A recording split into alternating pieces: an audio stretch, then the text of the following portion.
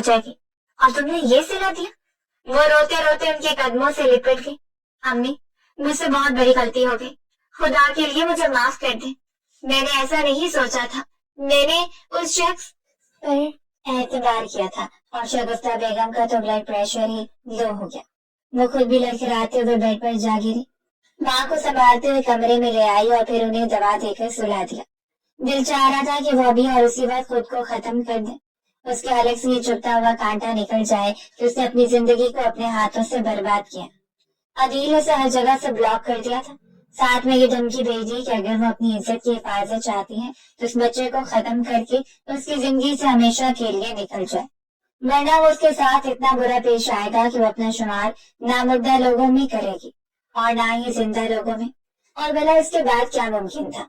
शगुफ्ता बेगम के लिए वो बेटी थी। उनके कदमों से 2 दिन लिपटी रही तो तीसरे दिन उन्हें भी रहम आ गया और सबसे छुपाकर एक बार फिर से क्लिनिक लेकर चली गई।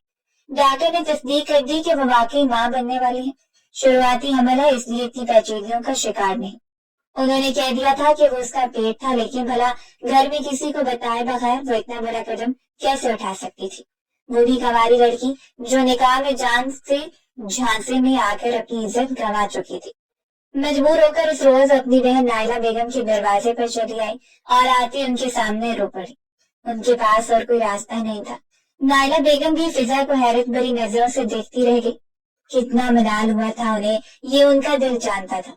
उनका बेटा फिजा को पसंद करता था और अपनी बेटी की नजरों में पसंदीदगी को बारहा पड़ चुकी थी। आज वो लड़की रोटी फूटी हालत में उनके सामने बैठी थी।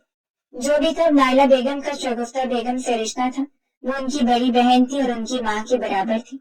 हमेशा उन्होंने हर मुश्किल में उनका साथ दिया और आज भी वो उसका साथ देने के लिए तैयार हो गए। हाँ, ये जरूर था कि उन्होंने तलाक लहजे में और तलाक नजरों से फिजा को देखते हुए खुद से दूर रहने के लिए कह दिया था। यानी वो उससे शदीद नाराज थी और नाराज तो उससे अभी तक शगुफ्ता बेगम भी थी, या फिर हकीकत तो ये थी कि वो अभी तक उससे भी नाराज हुई फिरती थी। इसी छोटे से क्लिनिक में डॉक्टर की मुट्ठी में चंद हजार रुपए दबाकर उन्होंने दबा ली और फिर डॉक्टर ने उसके पेट से वो गुनाह हमेशा के लिए अलग कर दिया।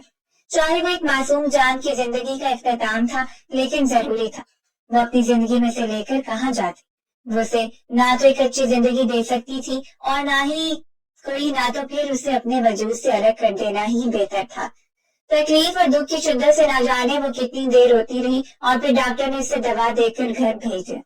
शगुफ्ता बेगम उसे लेकर नायला बेगम के घर में आई थी ताकि वो 1-2 रातें वहीं उनके पास रुक जाए और फिर उन्हें वो अपने घर में लेकर जाए।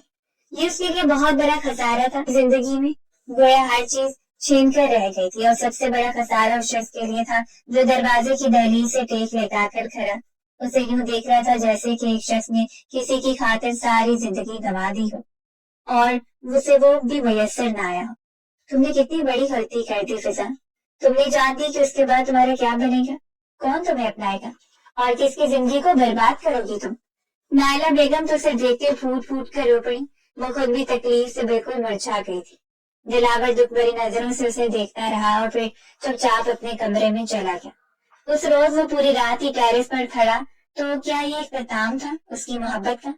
शगुफ्ता बेगम के पास उम्मीद का कोई रास्ता नहीं था, सो उन्होंने एक बार फिर नायला बेगम के सामने हाथ जोड़ते हुए कहा कि दिलावर का निकाह उससे कर दे।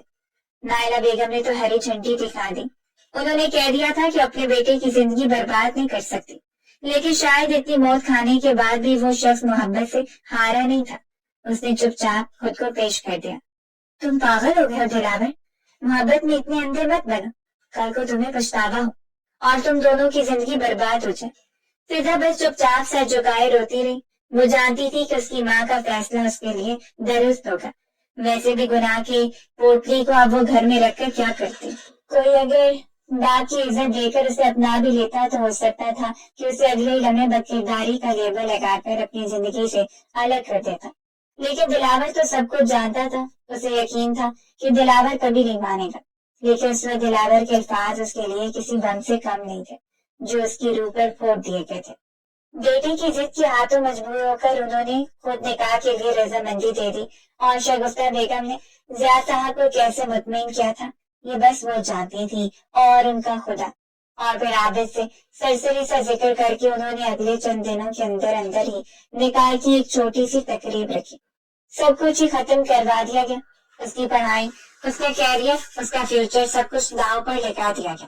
بس چپ چاپ اسے شام دلاور حسین کی نکاح میں دے دیا گیا اور وزیر خانزادہ کے سارے خوابوں کو پس پشت ڈال کر چپ چاپ دلاور کی زندگی میں چلی گئی.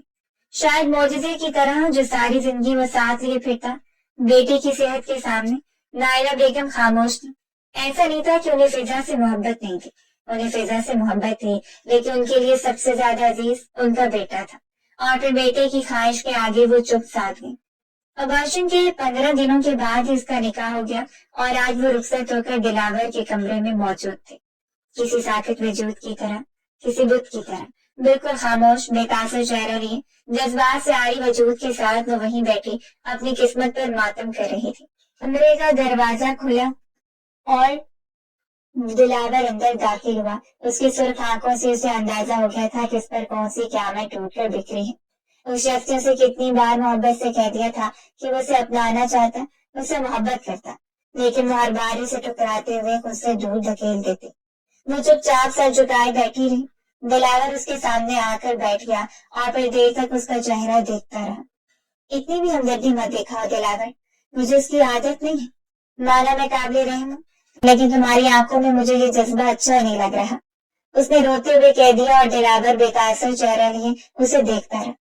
دیکھ رہا ہوں کہ کوئی خود کو کس حد تک برباد کر سکتا ہے. اس کا لہجہ سنجیدگی میں ڈوبا ہوا تھا. محبت کا اثر تو کہیں دور جا سویا. میں نے تم سے نکاح کیا، تمہیں اپنا لیا، لیکن اس گمان میں مت رہنا کہ تمہارا گناہ قابل معافی تھا. میں آج بھی بقول تمہارے خود کو تمہارے قابل نہیں سمجھتا. شاید تمہاری زندگی کا دوسرا خسارہ دلاور حسین ہو، لیکن یہ ضروری تھا. خالو جان کی عزت بچانے کے لیے. اور وہ چپ چاپ روتی رہی. دلاور اٹھ کر چینج کرنے چلا گیا اور پھر واپس آ کر چپ چاپ اس کی جانب پشت کیے بیڈ پہ لیٹ گیا تھا. کافی دیر رونے کے بعد وہ اٹھی اور لباس تبدیل کر کے فریش ہونے کے بعد وہ بھی بیڈ پر آ کر لیٹ گئی. اتنی خساروں کے بعد وہ پھر بھی شکر گزار تھی کہ خدا نے اس کی اس قدر تذلیل نہیں کی تھی جتنی تذلیل اس نے خود کی کروا لی. خدا نے پھر بھی اس کا بھرم رکھ لیا، اس نے دلاور کے حوالے کر دیا. اس کے بعد کی عزت کا بھرم قائم رہ گیا. دلاور اس سے محبت کرتا تھا اور بے حد محبت کرتا تھا. اس روز وہ صبح بیدار ہوا تو وہ گہری نیند میں اس کے قریب ہی سوئی ہوئی تھی. اس کی آنکھیں پرسکون سے انداز میں موندی گئی تھی. وہ ایک دوسرے میں پیوست تھے اور چہرے میں سرخیاں کھلی ہوئی تھی. بے سفید رنگت اور اس وقت وہ بلو کلر کے شرٹ ٹراؤزر میں تھی. کاش میں تمہاری زندگی میں آنے والا پہلا وقت ہوتا. وہ دیر تک اس کے چہرے کو دیکھتا رہا، گہری نظروں سے دل دھڑکتے ہوئے بےتاب ہو رہا تھا. کاش تمہارے وجود کی ساری نرمیوں کو میں اپنے وجود سے سمیٹ لیتا. ایک بار میری جانب غور تو کرتی. میں تم سے اتنی محبت کر سکتا تھا کہ تمہیں کسی چیز کی کمی نہ ہونے دیتا، خاص طور پر محبت اور بے انتہا محبت. اپنے جذبات پر قابو نہ پاتے ہوئے ہلکا سا اس کی جانب جھکا اور اس کے لبوں کو چھو لیا. محبت کی طرف نے اسے بے قرار کر دیا. دل میں احتیاج برپا ہوا اور فضا نے پر سے اپنی آنکھوں کو کھول دیا. وہ چلتے ہوئے وہ سے دور ہوئی تھی اور ٹہلتی ہوئی دل پر ہاتھ رکھ لیا اور پھر دیر تک دلاور کو دیکھتی رہی. وہ خود بھی اچھا خاصا گڑبڑا گیا تھا. قد کے لحاظ سے اسے بڑا دکھائی دیتا تھا. بھرپور جسامت جن سے بنائی گئی باڈی اور پھر سنجیدگی میں ڈوبا ہوا لہجہ. دلاور کو دیکھ کر اس کی دل کی دھڑکنیں بے ترتیب سی ہونے لگی. وہ دور ہوتے ہوئے اس کے چہرے کو دیکھتی رہی جو دلاور نے بہت گہری نظروں سے اس کا جائزہ لیا اور پھر وہاں سے دور چلا گیا. شاید اسے اچھا نہیں لگا تھا دلاور کا یوں چھونا. سو خود کو ملامت کرتے ہوئے فریش ہو کر کمرے سے باہر چلا. ہمیشہ کی طرح نائلہ بیگم نے اس کے لیے ناشتہ بنایا. سب کچھ ویسا ہی تھا معمول کے مطابق، بس اس کے چہرے پر نائلہ بیگم کو وہ چمک دکھائی نہیں دی اور اس کے رشتے میں خاموشی حائل ہو گئی. جیسے ایک اپنے آسان میں لپٹ کے رہ گیا تھا اور دوسرا اپنے ماضی میں ہونے والی تذلیل میں. اس کا دل کیسے اتنا جلدی مطمئن ہو سکتا تھا کہ وہ کسی کی اترن ہے، چاہے بے پناہ محبت سے ہی، لیکن مرد کبھی برداشت نہیں کر سکتا کہ وہ کسی کی اترن کو اپنے وجود میں سمیٹے.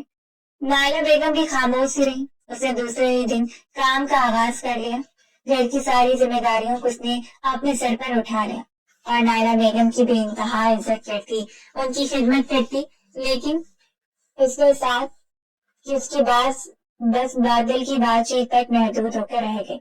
वो कोशिश करती कि दिलावर से दूर रहे, जब कभी उसके करीब आने की कोशिश करता तो वो खुद को दूर कर लेती, सिर्फ ये सोचकर कि वो उसके काबिल नहीं है। उस पर अगर हमदर्दी जाहिर कर चुका है तो मजीद उसकी जिंदगी में मुदाखलत करके उसके लिए परेशानियों का बाइस ना बने। वो खुद को काबिल माफी नहीं समझती थी। उसने जितना बड़ा जुर्म किया था वो नहीं चाहती थी कि उसे कभी दिलावर माफ कर पाए। वो सारी जिंदगी से लगना चाहती थी, तड़पना चाहती थी, जबकि दूसरी जानब दिलावर उतना ही उससे दूर होता चला जा रहा था। उस शाम ही नायला बेगम ने उसे अपने कमरे में तलब किया तो उनके कमरे में चली आई। सर्दी का आगाज था और शाल को उसने अपने कंधों पर लपेट रखा था। देखो बेटा, तुम्हारे माजी में जो भी हुआ, लेकिन इसके बावजूद दिलावर ने तुम्हें कबूल किया। लेकिन मुझे अपने बेटे की आंखों में वो खुशी, वो चमक नजर नहीं आती जो होनी चाहिए थी। क्या तुम अपने माजी से अभी बाहर नहीं निकली? उन्होंने कह दिया और वो बस उनका चेहरा देखती रही। ऐसी कोई बात नहीं खाला जान, आप कुछ ज्यादा सोच रही हैं। मुझसे ज्यादा कुछ नहीं कह पाई। मैं सोच रही हूँ या नहीं, लेकिन मैं चाहती हूँ कि जल्द से जल्द तुम दिलावर से अपना हक लो और इसे शौहर के दर्जे पर फाइज करो, ताकि तुम लोगों की जिंदगी शुरू हो। अब जो होना तो वो तो हो चुका है, किसी सूरत वापस नहीं आ सकता। लिहाजा बेहतर है कि आप खुद पर तवज्जो दो। न जाने कितनी देर बेताबी से अपने कमरे में टहलती रही। नायला बेगम के मुतालबों को बहुत अच्छी तरह जानती थी। दिल बार बार अफसरदा हो रहा था। ये तकरीबन शाम से कुछ देर पहले का वक्त था जब दिलावर कमरे में दाखिल हुआ। पिछले दिनों ही वो अच्छी जॉब पर फाइज हुआ था और अब दिल लगाकर इस काम की शुरुआत कर रहा था। दिलावर को देखकर वो बेसाख्ता आगे बढ़ी और बैग थामने लगी, जब दिलावर ने हाथ से इशारा करते हुए इनकार कर दिया। वो वहीं थम से गई, बस उसे देखती रही। पानी ले आऊं आपके लिए? उसने एक बार फिर पूछा और दिलावर ने रफीक में सर हिला दिया। इस बार उसका जब्त जवाब दे गया था। अगर इतनी हिम्मत नहीं थी अपनाने की तो निकाह क्यों किया था मुझसे? दिलावर सिर्फ इसलिए कि मैं लोगों की नजरों में एक सवाल बनकर रह जाऊं।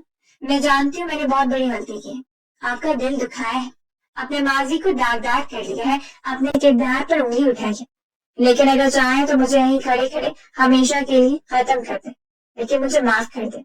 जो कुछ हुआ उस वक्त मैं आपके हक में नहीं थी। दिलावर बस उसे देखता रहा।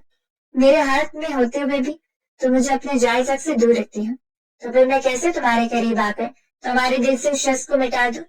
बेख्तियार ही वो शिकवा कर गया और वो बस उसे देखती रह गई। मैं तो आज तक आपके करीब इसलिए नहीं आ पाई क्योंकि मैं खुद को आपके काबिल नहीं समझती। आज हमारी शादी को 2 महीने हो चुके हैं और इन 2 महीनों में एक दिन भी मैंने आपसे बीवी होने का हक नहीं मांगा, क्योंकि मैं खुद को आपके काबिल नहीं समझती। वो रोते हुए वहीं बैठ गई। गलतियां इंसानों से हो जाती हैं दिलावर, और मैंने भी गलती कर दी, अदील की मोहब्बत पर एतबार करके। और मुझ जैसी न जाने कितनी लड़कियां गलती कर चुकी होंगी, लेकिन उस गलती के बाद आपको खो देना मेरी एक और गलती होगी जिसे मैं दोहराना नहीं चाहती। और वो बस हैरत भरी नजरों से उसे देखता रहा। उसने दिल बड़ा करके उसे अपनाया था, अपनी मोहब्बत के सदके से माफ कर दिया था। उसे बस दुख इस बात का था कि उसके करीब आने पर उसे झुठला दिया करती थी, और वो यही समझता था कि वो अभी तक अपने माजी से बाहर नहीं निकली, हालांकि उसे उसकी मर्जी से अपनी दस्तरस में लेना चाहता था। दिलावर ने उसे अपने करीब खड़ा कर लिया और फिर उसके आंसुओं को चूमते हुए अपनी हथेली पर समेट लिया। उसके बालों को सुलझाते हुए वो एक बार पर उसे ऐसी नजरों से देख रहा था जैसी नजरों से वो उसे देखता तो वो जिद हो जाती। लेकिन आज वो तो शक्कर भरी नजरों से उसे देखते हुए मुस्कुरा रही थी। सामने खड़ा शख्स उसका मौसम था। वो नरमी से उसका चेहरा अपने करीब करते हुए उसके लबों पर झुका और फिर झुकता चला गया। सारी शिद्दत और मोहब्बत को उसके लबों पर रुंडेल दिया और वो मोहब्बत की बेताबियों से वाकिफ थी। वो जानती थी कि दिलावर ने उसके बगैर मोहब्बत को कैसे निभाया होगा। जब पल उसके जहन पे खो देने का खौफ हावी हुआ, उसने अपने पैरों को ऊंचा करके दिलावर के गले में बाजुओं को डाल दिया। अगर खुदा ने उसे एक मौका दिया था तो वो क्यों इनकार कर देती? खुदा हर एक को मौका फराहम नहीं करता। और इस रोज दिलावर के साथ उसकी जिंदगी का आगाज हुआ। दिलावर ने उसे मोहब्बत से चुनते हुए अपने करीब किया और फिर उसके आंगन पर अपना नक्श छोड़ दिया। उन दोनों को नॉर्मल देखकर एक बार फिर सब लोग नॉर्मल होने लगे और वो भी आहिस्ता आहिस्ता अपने माजी से बाहर निकलने लगी। दिलावर के साथ मोहब्बत और फिर मोहब्बत के बाद मिलने वाली खुशखबरी ने उसे जैसे मुकम्मल कर दिया। शादी के पूरे 1 साल बाद उसे ये खबर मिली थी कि वो माँ बनने वाली है और वो खुशी से पागल होने के करीब थी। और इस कठिन मरने में भी दिलावर कदम ब कदम उसके साथ खड़ा था। خالہ جان نے اس کی کوتاہیوں کو معاف کرتے ہوئے اسے ایک بار پھر بڑی امی بن کر اپنا لیا۔ وہ ہمیشہ سے انہیں بڑی امی لگتی تھی اور حقیقت میں وہ بڑی امی ثابت ہو گئی۔ خدا نے اسے ایک اور موقع دیا تھا، اس کی زندگی سے ان سارے لوگوں کو ختم کر دیا جو اس کے لیے تصدیق کا باعث بنے۔ یہ ان کی پریگننسی کا 9واں مہینہ چل رہا تھا جب دلاور اسے چیک اپ کے لیے گائنی کے پاس لے کر آیا۔ شہر کی نامور گائناکالوجسٹ سے اس نے اپوائنٹمنٹ لے رکھی تھی اور اپنی مسز کے ساتھ ہی وہ چیک اپ کے لیے آیا۔ ڈاکٹر نے پیشہ ورانہ مسکراہٹ سے اس کا چہرہ دیکھا اور پھر معذرت خواہ لہجے میں کہنے لگی، مسز دلاور میں معذرت چاہتی ہوں، دراصل ایک ایمرجنسی کیس آیا اور آپ کو ایک طویل انتظار کرنا پڑا۔ ڈاکٹر ایرن نے مسکراتے بات کو سنبھالا تو وہ بھی مسکرا کر رہ گئی۔ ڈاکٹر میرا بچہ ٹھیک ہے؟ جی آپ کا بچہ بالکل ٹھیک ہے، اگلے ہفتے انشاءاللہ اس دنیا میں آ جائے گا، آپ بس ہر طرح سے تیار رہیں، انہوں نے کہہ دیا اور دونوں مسکرا کر رہ گئی۔ وہ تو شدت سے اپنی پرنسس کا انتظار کر رہی تھے جس کے بابا اس کے لیے حد سے زیادہ ایکسائٹیڈ تھا۔ میڈیسن لکھوانے کے بعد وہ کمرے سے باہر نکلے۔ دلاور نے اس کا ہاتھ تھاما ہوا تھا جو برادری سے باہر کی جانب آتے ہوئے شخص کو دیکھ کر وہ تھم سی گئی۔ آج کتنے عرصے کے بعد وہ اس کے سامنے کھڑا تھا، لیکن بالکل بکھرے بکھرے ہولیے میں۔ سرخ آنکھوں کے ساتھ اسے دیکھ کر بےتابی سے اس کی جانب بڑھا، جیسے شدت اور مدتوں سے اس کا انتظار کر رہا، لیکن اس نے خود کو سائڈ پر کرتے ہوئے دلاور کی پشت پر چھپا لیا۔ وہ وہیں تھم سا گیا۔ ایک گرد کھڑے لوگ دکھ سے اسے دیکھتے ہوئے باتیں کر رہے تھے کہ گھر میں موجود جوان بہن جو کہ ذہنی توازن کھو بیٹھی تھی کسی کی درندگی کا شکار ہوگی اور آج اس حالت میں تھی کہ ڈاکٹر اس کی جانب سے نا امید تھے۔ وہ قیامت کے اس دکھ سے گزر رہا تھا۔ اس کی بہن اس کے اپنی جگری دوست شراز شاہ کے ہاتھوں پامال ہو گئی۔ وقت نے اسے مقافات کی چکی میں پیس دیا، لیکن اس کے گناہوں کی زد میں ایک معصوم جان آ گئی، کیونکہ خدا کو شاید معلوم تھا کہ اس کی جان اس کی بہن میں بستی ہے، اور پھر اس کی عزت پر حرف ڈال دینا اسے مکمل توڑ دیا۔ وہ تو نہیں چاہتی تھی کہ عدیل خانزادہ سے معافی مانگے یا اس کے سامنے ٹوٹ کر بکھر جائے۔ اسے بس دلاور حسین چاہیے تھا، ہر جگہ اپنے پہلو میں، اپنی نس نس میں۔ خدا نے اس کے ساتھ انصاف کر دیا۔ بزرگوں کی کہاوت ہے کہ ایک آوارہ مزاج شخص جب ایک روز دیر تک کسی کی غسل خانے کی دیوار کو جانتا رہا اور پھر واپس گھر آیا تو بیٹی نے روتے اس سے بتایا کہ آج کو اسے نہاتے ہوئے دیکھنے کی کوشش کرتا رہا۔ جو واقعے سے اس کے ذہن میں اپنا خیال دوڑا اور وہ وہیں ساکت رہ گیا، یعنی جس وقت وہ کسی کی عزت پر نظر ڈال رہا تھا اس وقت اس کی اپنی عزت پامال ہو رہی تھی۔ اس نے بس سر جھکاتے شرمندگی سے کہہ دیا، بیٹا کوئی اور نہیں تھا، میں خود تھا۔ یہ گہری بات ہے کیونکہ جب کوئی مرد باہر کسی عورت کی عزت کو غلط نظروں سے دیکھتا ہے تو وہ غلط نظر پلٹ کر اس کے گھر ضرور آتی ہے۔ امید ہے ہماری آج کی سٹوری آپ کو پسند آئی ہوگی۔ اگر آپ کو پسند آئی تو فیڈ بیک دینا مت بھولیں اور چینل کو سبسکرائب کر دیں۔ شکریہ۔